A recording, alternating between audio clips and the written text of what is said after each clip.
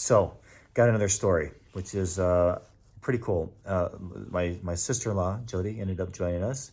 And wow, did she ever make an impact fast. If you've ever been around Jody, she when she comes in, everybody knows. And so she did some awesome things. I got another video that talks about some of that. But we ended up, she ended up riding shotgun. We had a dual cars behind me that had, took this large family. I think there was about 8 or so that we were able to take. And we were able to take them from the refugee center at the border and take them all the way to a spot that was about, I don't know, about 5 hours away. And it looked like an old fire station. So to give you an idea who this family was, I didn't know all of this family, what was going on until, keep in mind, we don't speak the language. We did have an interpreter with us this time, Elena, and she is actually from, Ukraine. And so she was from the city of Kiev. But anyways, this particular family came from an area that was badly damaged. In fact, it's one of the most damaged areas in Ukraine. This particular family lived in a bomb shelter for, I think they said 10 days, and just heard explosion after explosion. The wife left ahead of time and went and recruited and found a spot, and then called and said, come on in. So she met him at the border, and that's the family we picked up. I didn't know all of this at the time, but the oldest person in the group was, I don't know, late 60s, early 70s, and it was an older gentleman, and he was just so appreciative of our service of taking care of his family. And he just gave me the most sincere and the most amazing hug.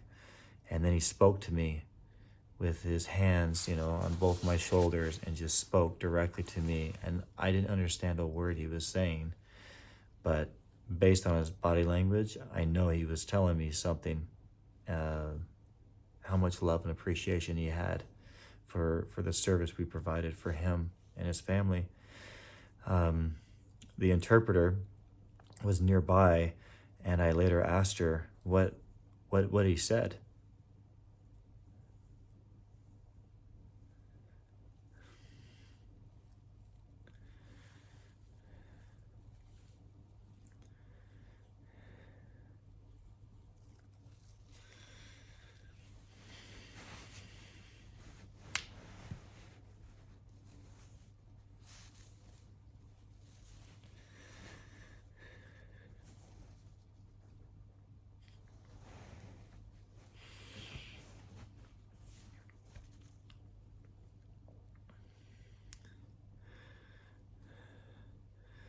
Every day, we get new people showing up. Nobody's calling them. They're just feeling the need and they're showing up. And we put them to work.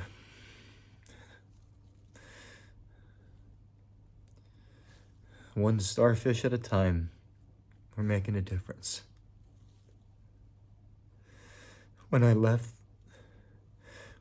this family after knowing the full story from the interpreter of where they had come from, and then they had left everything and really had nothing left.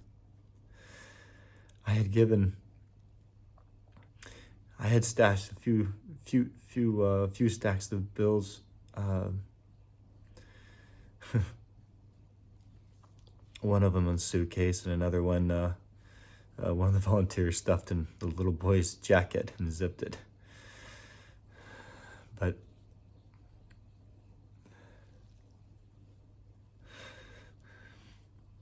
after hearing their story and the devastation that they're going through in their city, and after hearing the gentleman that when he was talking to me, how they're starting over with nothing, I wish I would have given more.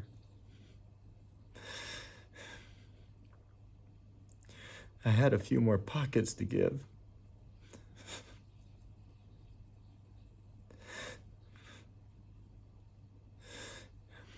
It reminds me of the movie, obviously, in Schindler's List. He's sitting there But the people he did save, and he looked at his ring, and he thought about how many more he could save with his ring and how many more he could save with his car. There's so much. There's so much need here. And I want you to know there's 3 ways to help here. Pray. You can serve.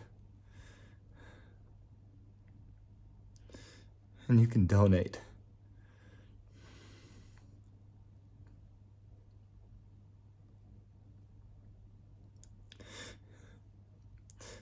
They need help.